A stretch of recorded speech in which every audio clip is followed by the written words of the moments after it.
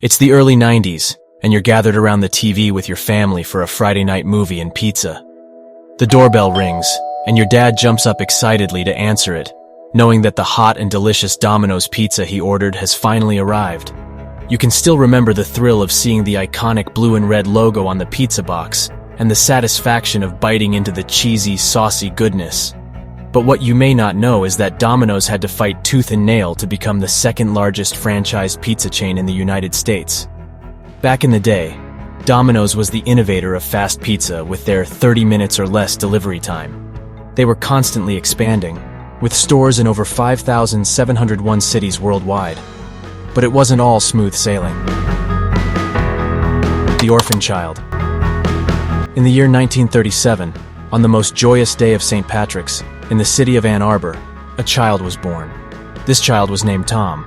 However, at the tender age of 4, Tom was faced with an immense tragedy when his father passed away on Christmas Eve. This was the beginning of a challenging journey for young Tom. With the absence of a breadwinner in the family, Tom's mother was unable to support her children financially. She had no choice but to place both Tom and his brother Jim into foster care. On his first day at the foster home, Tom got into a fight and yearned for his mother's return day after day. It took almost 7 long years before Tom's mother, who had become a nurse, was finally able to provide for her 2 sons and move the family back to Traverse City. It was in Traverse City that Tom had the good fortune of meeting Father Russell Pacino, who was keenly aware of Tom's family situation. Father Pacino was quick to offer Tom odd jobs to do around the school and church for a nominal wage of 35 cents an hour. Tom's entrepreneurial spirit was evident even at a young age, as he constantly looked for ways to make more money. After completing 7th grade, Tom moved to a new school. He remained steadfast in his quest for work and began walking up and down the main street of his town, searching for opportunities. It was during this time that he stumbled upon a job selling newspapers and even got a summer job picking cherries. However, the work was tough and grueling, and Tom felt that the business would be more efficient if a machine were invented to shake the trees and catch the cherries in a tarp. This was the first instance where he began thinking like an entrepreneur. To make more money, Tom would go fishing and sell his catches door to door while constantly thinking of other ideas. But as his entrepreneurial spirit grew, his relationship with his mother soured, and they began to argue frequently. Eventually, Tom and his brother were sent back to foster care, and Tom moved from one farm to another before finally getting a job at a bowling alley. Life was a constant struggle for Tom, and it was evident in the clothes he wore, which were always filled with holes, and his shoes, which were always covered in manure. Despite this, Tom persevered and attended high school, living on a ramshackle farm with no electricity. It was a harsh winter, with frost and light peering through the cracks in the walls. Tom would keep his head down and his feet to the floor, hoping that no one would notice the holes in his shoes. It was during this difficult time that Tom realized that he wanted to fulfill his dream of becoming a priest. So he applied to a seminary, and after much contemplation, and his mother offering to pay with her savings, he was accepted. At the seminary, Tom finally found a sense of belonging and didn't get homesick like the other boys. He was even somewhat mischievous and got into pillow fights and talked during study hall, but he never did anything too serious. Sadly, less than a year later, Tom's dream of becoming a priest was crushed when he was kicked out of the seminary and told that he didn't have a vocation. As he moved back to his mother's home, Tom was filled with a sense of desolation. The constant arguments with his mother made him feel helpless and hopeless. Little did he know that his mother had reached a breaking point and sent a police officer to take him away to a juvenile delinquent home. Tom was left feeling like a criminal, despite having done nothing wrong. Determined to keep his head up, Tom began walking a different route from school to home so that his classmates wouldn't know what had happened. It was a trying time for Tom, but he refused to give up. He remained resilient, even in the face of adversity. Thankfully, his aunt and uncle learned of his situation and intervened by petitioning the courts to have him live with them instead. With a newfound sense of hope, Tom was able to start fresh and continue pursuing his dreams. The initial blunder. Tom, a young man with no sense of direction, didn't see the value of graduating high school until he observed his aunt laboring to prepare for his graduation ceremony. Sensing the weight of her expectations, he made a belated attempt to inquire about graduation requirements. Moved by his desperate pleas, his teacher reluctantly agreed to his graduation, placing him dead last in his class. In his yearbook, he inscribed the fateful words, "The harder I try to be good, the worse I get, but I may do something sensational yet." Upon gaining admission to Ferris State College, he resolved to improve his grades, eager to realize his educational aspirations.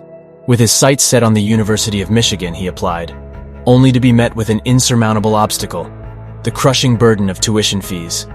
Lacking the necessary funds, he made the rash decision to join the Marines, mistaking them for the Army. It was not until it was too late that he realized his grave error, leaving him with no other option but to defer his college dreams for 2 long years. Yet in the face of this daunting setback, he refused to capitulate. Bracing himself for the rigors of Marine training, he dedicated himself to self-improvement, both physically and mentally. He delved deep into the realms of inspirational literature, imagining himself building an empire of his own. "If I could survive the Marines," he mused, "I knew I could handle anything." The start of empire. In 1959, Olm was kicked out of the Marines and found himself with only $15 in his pocket. This was a real, "oh no, what now?" moment for Tom. But he didn't let that stop him. Instead, he hitchhiked his way to his brother's house in Ann Arbor, Michigan. And thank goodness he did, because it was there that he discovered the power of pizza. Now let me tell you, Tom was a bit of a dreamer. He had big plans for himself, plans that involved a fancy college education and a successful career. But when he lost all his college tuition money in a shady get-rich-quick scheme, it seemed like those dreams were going up in smoke faster than a pepperoni pizza in a hot oven. But Tom wasn't one to give up easily. He knew that he needed to make some dough if he was going to make something of himself. So he got a job as a supervisor for a local newspaper. And let me tell you, being a supervisor wasn't easy. He was probably barking orders at all the delivery boys like a drill sergeant. But he was determined to make it work. Tom quickly realized that there was a huge demand for delivery services. So, he started selling newspaper subscriptions with delivery included. And people loved it. They loved the convenience of having their news brought right to their doorstep. It was like Christmas morning, but instead of presents, it was news. Tom was making a decent living, but he still couldn't afford to go back to college. So, he decided to go all in on his delivery business.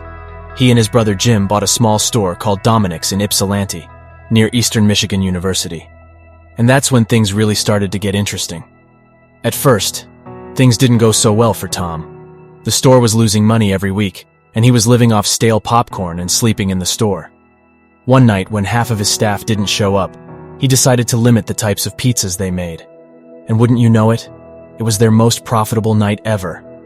From then on, Tom focused on keeping the menu simple and delivering for free, becoming the first pizza store to do so. And boy did it pay off. His Ypsilanti store became profitable, and he opened a second store in Mount Pleasant near Central Michigan University. And you know what?